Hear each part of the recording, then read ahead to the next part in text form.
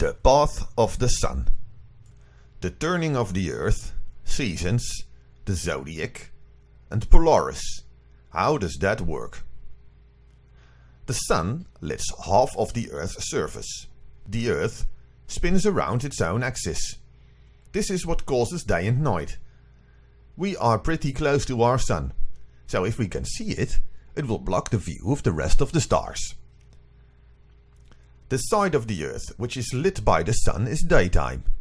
The other side, the shadow side of earth, is night. It's only on this side we can see the stars, because the sun is behind our earth. When standing on earth and you look around, you see above you the stars, and on all sides you see the horizon. The position of earth decides the stars you are able to see.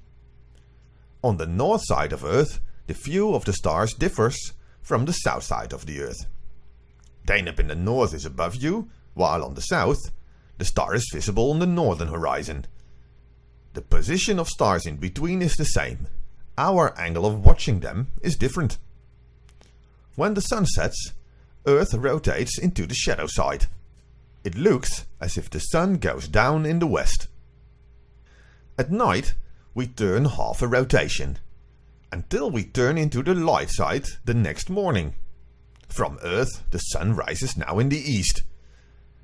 This looks easy like this, but when standing on Earth, this looks quite different. It's like this. The sun is setting in the west. The sun is in the star sign Leo. The sun sets, and we can see the rising of the stars. We turn during the night until the next morning. The sun rises in the same constellation Leo. The stars are always there. Everything is the same. It's only us who spin around all the time. During the rotation, the axis of the Earth remains in the same position.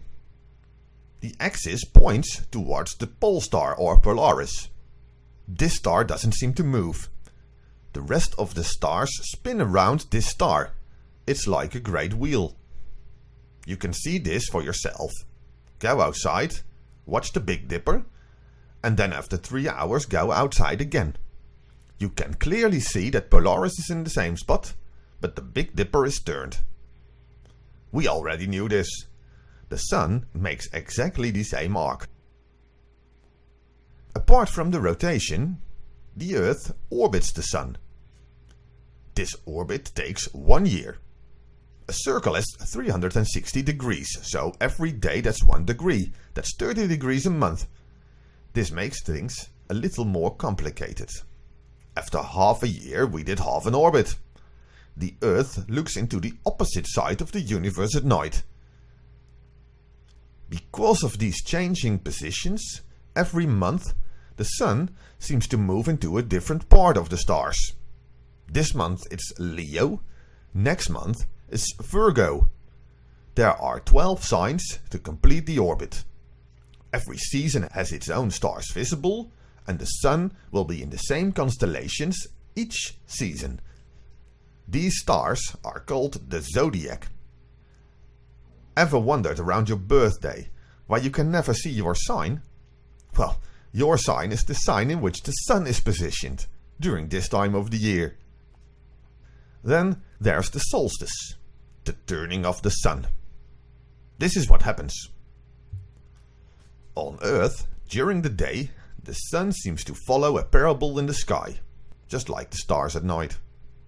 During the summer solstice, it reaches its highest point in the sky. You see it moves along the lines. The axis of the Earth is now in a straight line pointing towards the sun. The next 6 months, the axis is gonna tilt until it points exactly in a straight line away from the sun. How does that look on Earth? From the summer solstice, every day the sun rises slightly more southwards. Every day at noon, the sun won't reach the same height as the day before. The sliding southwards stops on December the 21st, the winter solstice. The sun is now at its lowest because of the winter position. The turning back has now started. Half a year, or half an orbit later, the axis is turned towards the sun again. A year, has passed. But there is even more to say about the Sun and the zodiacal sign it's in. If you give a spinning top a whirl and you put it straight, the axis will remain straight.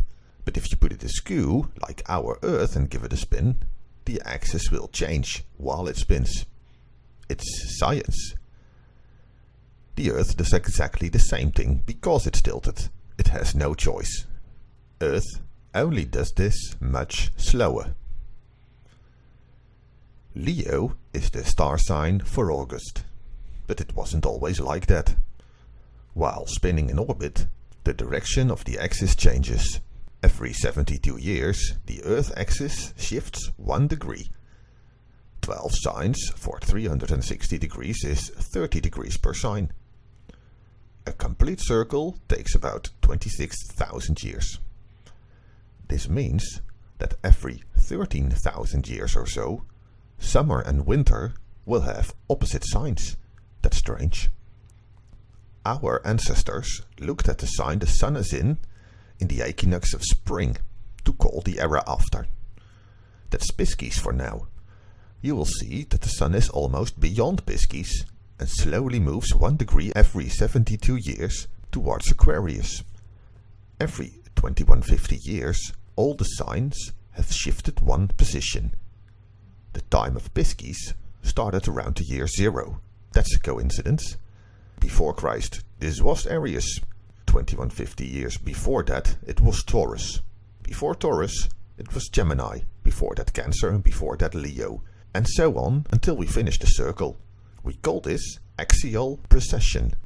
There are many old monuments doing special stuff on the summer solstice or spring equinox. Stonehenge, stairs on Maya temples, Angkor Wat's roofing, and probably there are much more. There are special super holy chambers in the pyramids. They are only lit during these special days. And then there's the enigmatic Sphinx. There are only unanswered questions about this stone lion.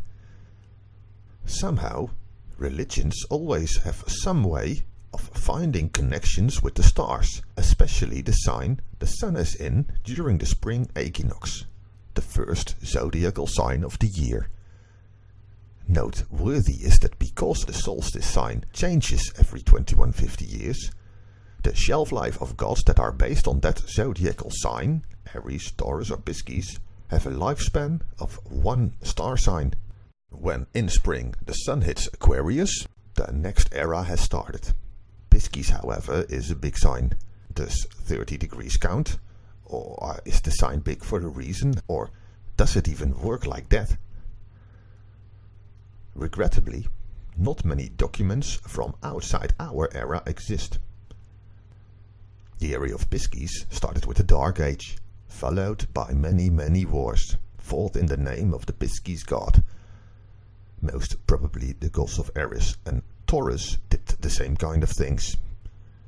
Will the gods of Aquarius do the same? I hope our kids will come up with something else when the time comes. All of that, and even more, only because of the necessary wobbling of the Earth axis.